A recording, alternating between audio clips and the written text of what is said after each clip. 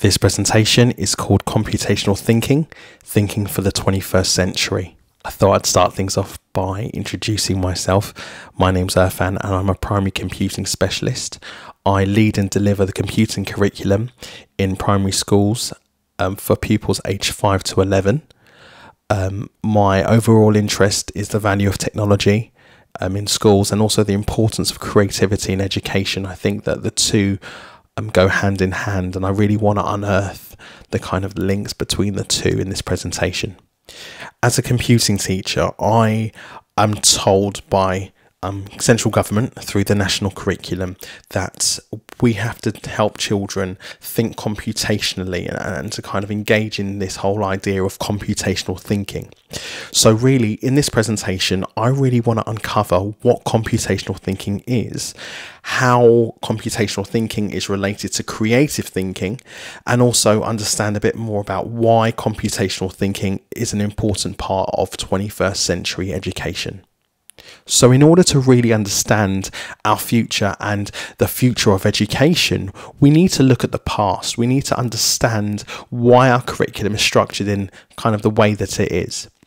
Ken Robinson, in a talk to the RSA, described the industrial age education practices as a system of education that was modelled on the interests of industrialism and the image of it.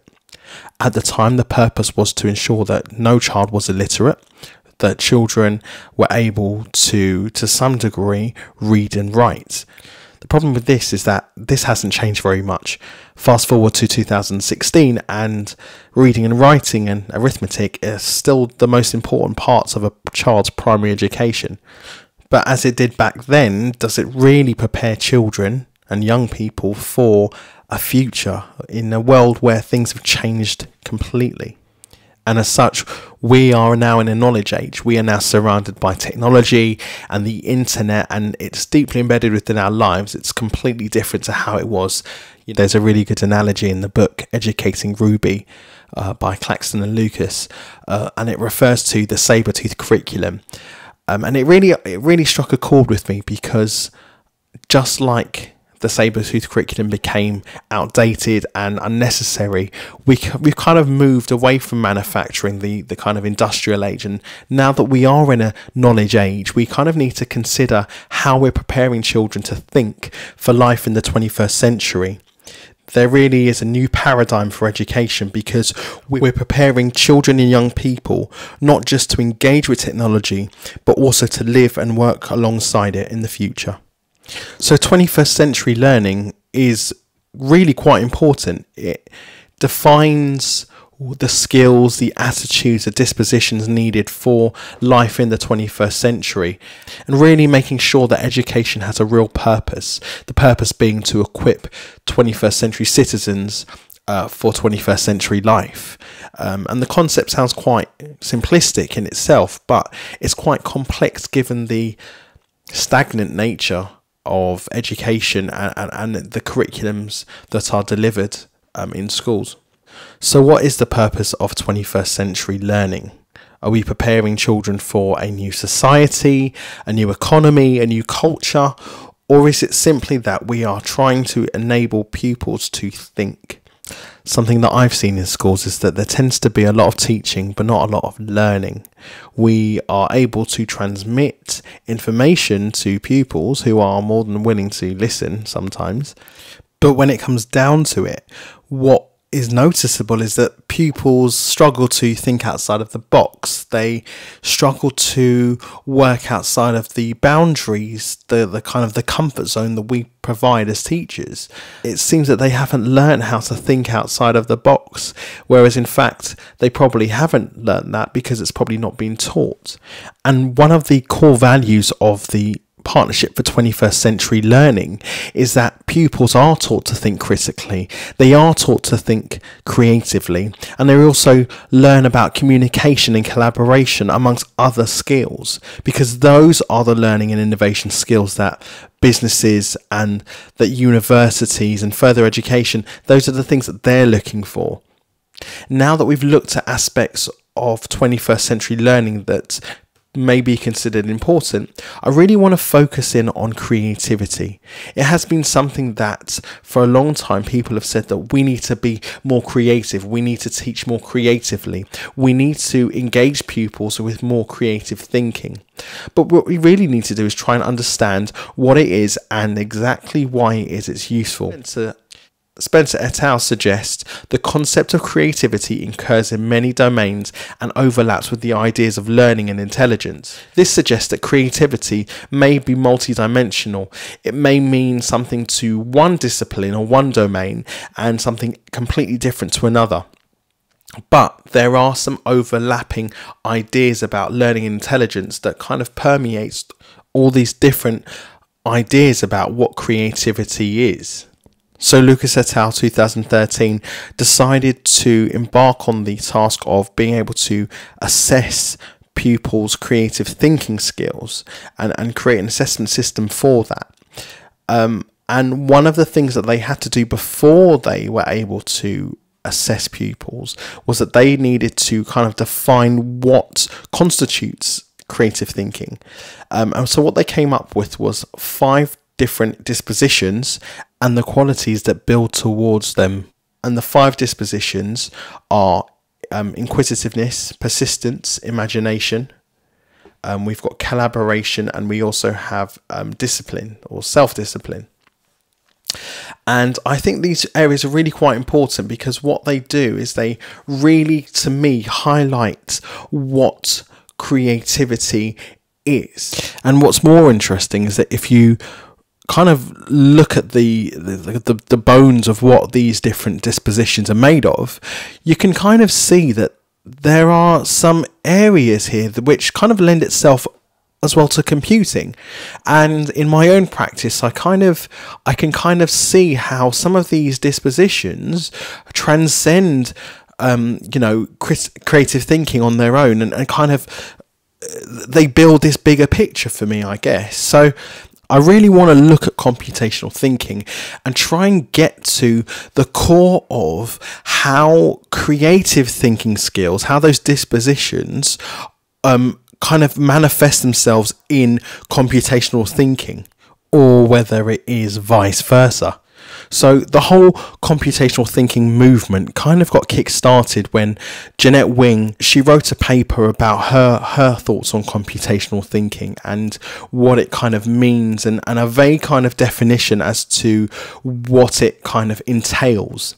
And the quote that I've kind of pulled out from one of her papers says that computational thinking is a fundamental skill for everyone, not just for computer scientists. So that in itself builds a kind of case for the fact that computational thinking might not be as compartmentalized as maybe one would think. It might actually be part of a bigger creative picture. She then goes on to say, computational thinking involves solving problems, designing systems, and understanding human behaviour by drawing on the concepts fundamental to computer science. Now, what is really important about this quote, and through other reading and her subsequent work, is that this definition kind of changes. It's so loose that it's almost open to interpretation. So in some of the subsequent reading, the definition seems to kind of evolve and kind of draws upon her initial ideas, but doesn't necessarily carry that through as time continues. So then it moves on, it becomes this idea, and it really challenges computer scientists, but also it challenges computer science educators by offering this way of thinking that people haven't really considered before. It hasn't really come to educators' attention yet as something that they were missing, and the whole idea of getting children to be not just the consumers but also the producers of content, and through games and programming, etc. So Barr and Stevenson in 2011 originally identified core concepts for the definition within education, and these core capabilities, as they called it, included a lot of those that were originally discussed by Wing, but were kind of crystallized to help computer science educators be able to plan curricula, be able to work with other computer science teachers and indeed pupils to support them in their learning of those concepts. And then in 2013, Selby and Wallard further took the existing work from Wing and from Barr and Stevenson and a whole host of other different researchers and experts in computer science education and indeed computer science to reduce down all of the computational thinking ideas into abstraction, decomposition, algorithmic thinking, evaluation, and generalization. They rejected other things, but what was really interesting is that they rejected logical thinking as a computational thinking concept. They believed it to be too broad and not very well defined. Furthermore, there's still some debate about whether logical thinking is still part of the umbrella term of computational thinking or whether it's something distinct and unique altogether. And from reading, I kind of got the impression that there was something very familiar about computational thinking. It wasn't as clear-cut and separate as maybe people might expect. Mishra et al. Discuss the idea of transdisciplinary skills that permeate all aspects of creativity. And what's really interesting is they also cite the idea that these creative transdisciplinary skills also are applicable to many different domains, many different aspects that you might expect creative thinking to be used in. And I think that this is really important because what it's saying is that these habits of mind, these dispositions, are as equally as important as the concepts they're being taught alongside. In Barr 2011, what they say is that there are a number of dispositions and attitudes that are enhanced by essential dimensions of computational thinking, and they cite things like confidence in dealing with complexity, persistence in working with difficult problems, tolerance for ambiguity, the ability to deal with open-ended problems, the ability to communicate and work with others to achieve a common goal or solution. Those are essential dimensions. And what's really good is looking back at Mishra's work that you can kind of see that these marry up with the original dispositions that they cite as being transdisciplinary. And then if we were to look at a comparison between the creative dispositions model and the computational approaches again used by Barefoot but also seen in Berry 2015, you can see that they are very much the same, if not incredibly similar. And the only exception with these would seem to be the disciplines in the creative dispositions model and the debugging and the computational approaches.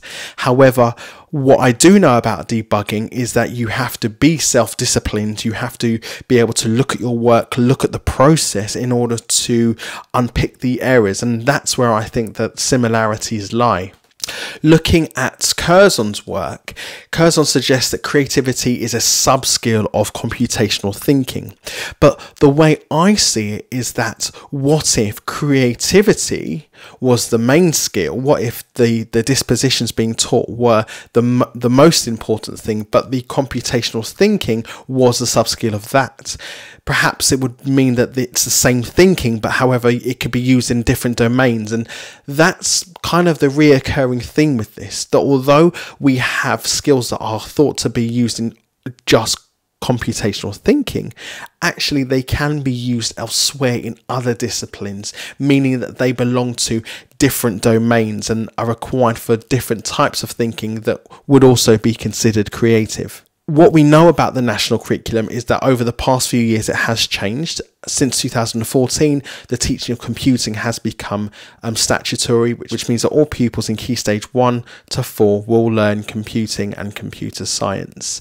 And this is also reflected in Scotland, but also in the forthcoming digital competence framework in Wales as well. So what would be interesting is to look at other models of education and things like Steiner schools in which they don't use technology, how that affects their computational thinking.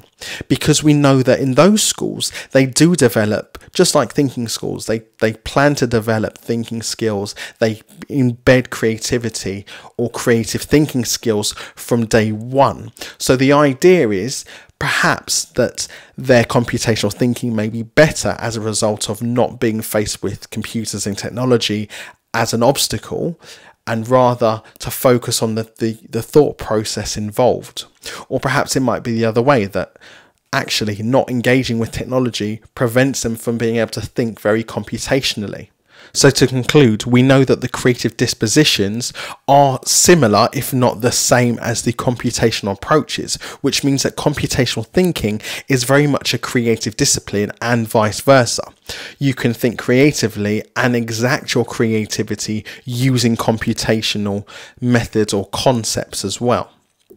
And then the reason why it's so important in our 21st century is because we're surrounded by this technology and the internet and the opportunities it brings, and therefore knowing how to work within those boundaries with these tools will help us to progress, will help us to learn new things and make new discoveries. But more than that, it helps us to be more logical, more thoughtful, and better problem solvers for everyday life.